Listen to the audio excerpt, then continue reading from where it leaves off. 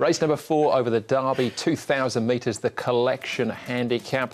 This is a Class 3 headed by Consort. Gets into this class for the first time, of course, was placed in the Derby behind Werther in 2016. Cheerful Giggles, one-time Derby hope. And Happila Baby last time out. Victory Boys behind him as well.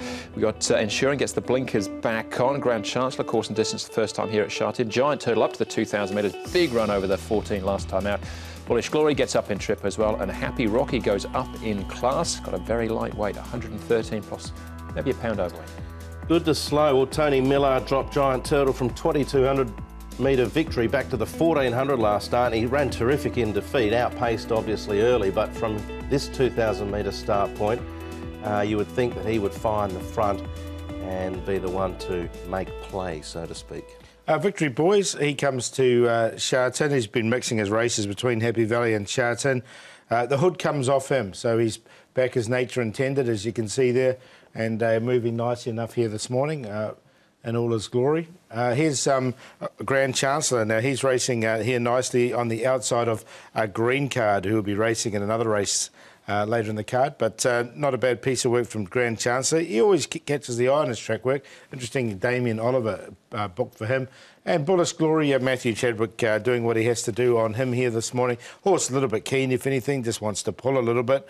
He's getting down to a rating of 62, though, so I wonder if he'll be better served down a grade. But he goes OK. Right, OK. Well, let's start off with Consort. As I mentioned before, his classic campaign finished with a good effort behind Werther. His 3 best efforts in total here in Hong Kong have been over this trip, the 2,000 metres.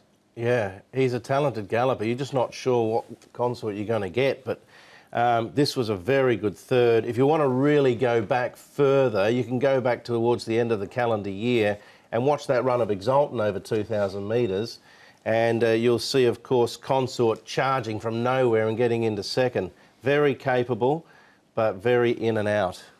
He's another head case, right? Any Consort, when he can, if he wants to win, he can win. He's definitely got the ability, but he's got Joe Moreira's taking aboard. He's got 133 pounds, so that's a bit of a negative. But look, he is capable. There's no question. But I'll take him on. Yeah, I think Joe riding for Pansatong here. It'll be interesting footage down in the parade ring, watching the discussion between the two. The price has gone with Consort as well, with Joe jumping on board. This is the run of Giant Turtles over 1,400 metres. Another 600, which will obviously suit on Sunday. Yeah, and Paul made a case for this horse when he first got here, just highlighting the type of races he was competing in and being very competitive and even winning in New Zealand. It's taken time, Paul, acclimatisation, etc., but Tony Millard's got him in the right mindset now. He's moving very fluently, and this was just too short for him, but he ran well in defeat. Yeah, it was a really good and good winner there. The horse is progressive. Obviously, he's been scratched in the last. Super missile, yes. But look, I think he'll get to the front. He'll dictate. The Zabils can be very hard horses to get past, and history is showing over the time. And he's one of the last one of these breed, and I think he's going to get to the front and just go whoosh. He's on 74. He's surely got more in him. Yeah, definitely. He was group races in New Zealand before he got here. Tony Millard hasn't had him that long, but he's got him flying. All right, OK, that's Giant Turtle. Bullish Glory, Grand Chancellor is another one that came here with Derby ambitions, and Ho Ho Feel. Ho Ho Feel's on the cusp of a drop in grade. I'll be happy to wait until he gets there. Bullish Glory potentially might be the same. His last 2 efforts have been slightly better, and he is a nice enough type of horse, as is Grand Chancellor, who was on a Derby mission, not good enough to get there. He is a horse, I think, in time will win in Class 3, but he's got to do a little bit more than we saw here. Having said that, this was obviously a very fast run by Jolly Jean on the day.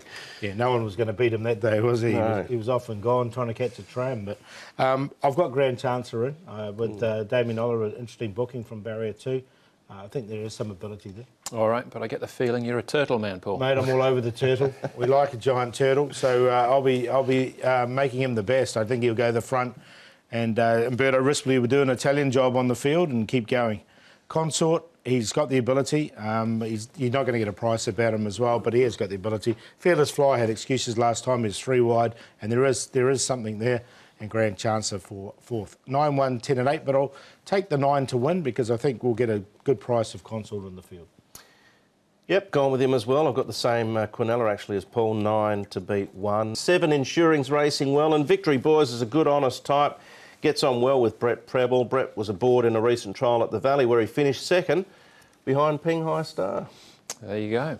And for the first leg of the TT, we've all got the same cue, 9 and 1. So there you go, in the collection handicap. Let's hope it is.